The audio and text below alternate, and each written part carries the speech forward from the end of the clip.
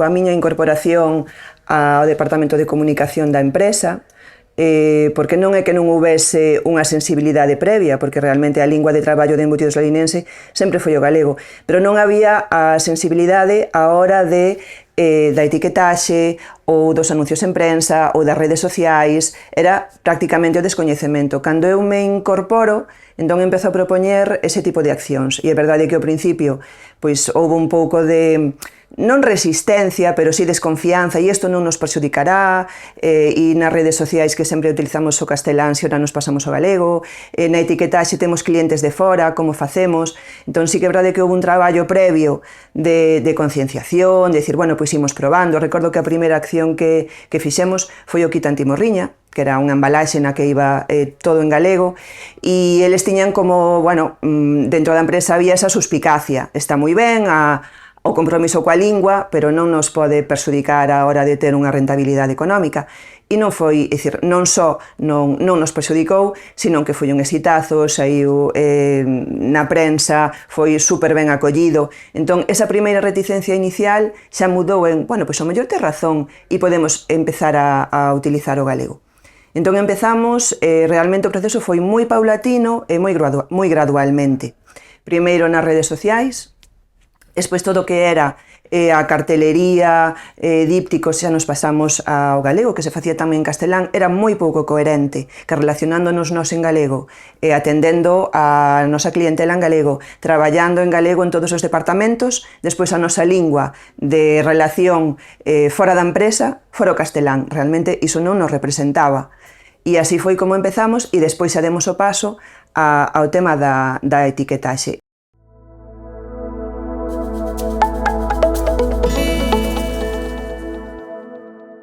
Pois a resposta foi estupenda, é dicir, eu que levo as redes sociais, recibín un montón de mensaxes dicindo vaya cambio que estades dando, que ben, noraboa, non oculto que houbo, pois unha, non sei, 3, 4 comentarios nas redes sociais dicindo estades vos pasando galego e eu son de Murcia e non sei que, pero aí tamén hai unha acción de pedagogía, falar con esa persoa e explicarlle, pero deixou de entender o que aparecía na ética. No, yo lo entiendo, pero es que a lo mejor outra persona non lo entiende. Pois tamén falaremos con ela a ver cal é o problema. Realmente foi minúscula a reacción en sentido contrario e moi aplaudida pola maioría da nosa clientela.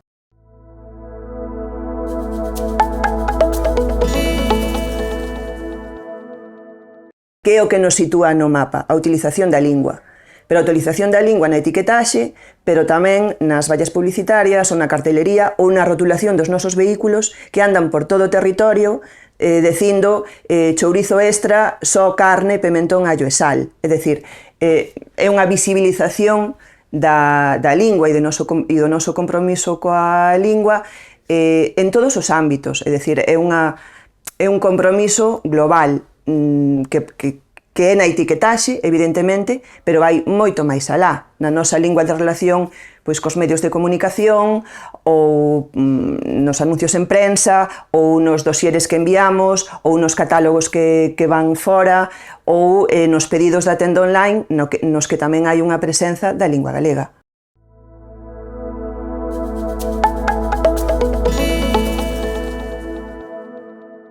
Para min o desafío máis importante era saber transmitir dentro da empresa que a lingua, a utilización do galego, non ia ser un problema, senón todo o contrario, que ia ser un valor engadido. Aínda que a sensibilidade podía estar aí, había que facer un exercicio tamén de pedagogía para decirlles, mirade, hai outras empresas que levan anos visibilizando os seus produtos en galego e non só supuxo pois unha dificultade, sino o contrario, que foi un aliciente para elas, que foi un valor engadido.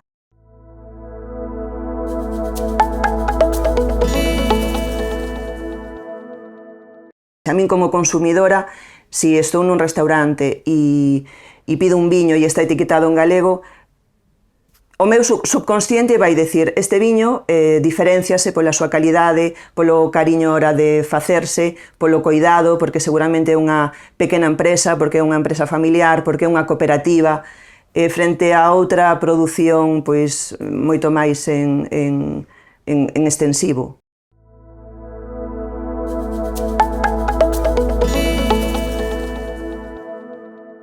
O galego axuda a crear unha marca Galicia, absolutamente.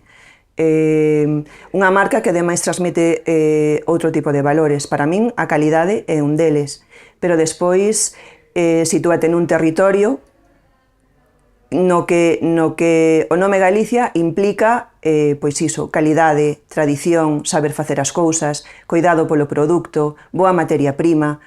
Entón, se ti estás utilizando o galego na etiquetaxe, indirectamente estás comunicando eses valores.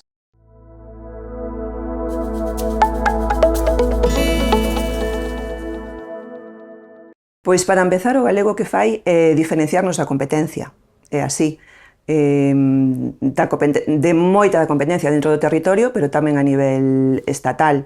Se eu vou a un lineal dunha gran superficie e vexo un xamón cocido que está etiquetado en galego, como é o noso caso, vou saber que ese proceso é artesanal. Vou a supoñer que se fai dentro de unha empresa pequena que vai cuidar máis o produto, que vai a ter uns provedores que son locais ou que son comarcais ou que cos que están moito máis relacionados.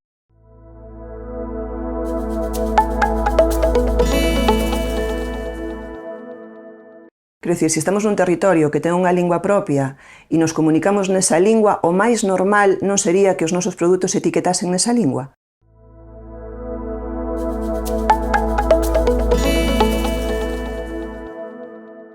Pois o que lle aporta a lingua é ese valor engadido, esa identificación co territorio, esa identificación coa escolla dunha materia prima, cuns procesos, cuns valores, co respeto tamén polo medio, e despois que tamén somos transmisores de unha cultura propia. E eu creo que eso o consumidor tamén o ten en conta.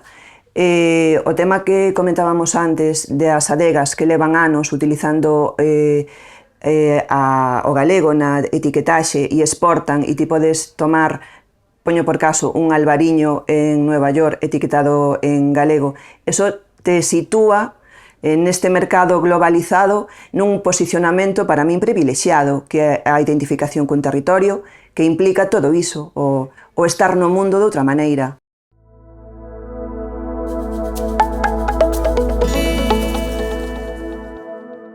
Que se animen, que proben, sobre todo si eles utilizan o galego e o galego forma parte do seu día a día, que é pouco coherente ou non ten moito sentido, polo menos para min, vivir en galego e despois desenvolver a túa actividade económica noutra lingua. Non somos menos que ninguén.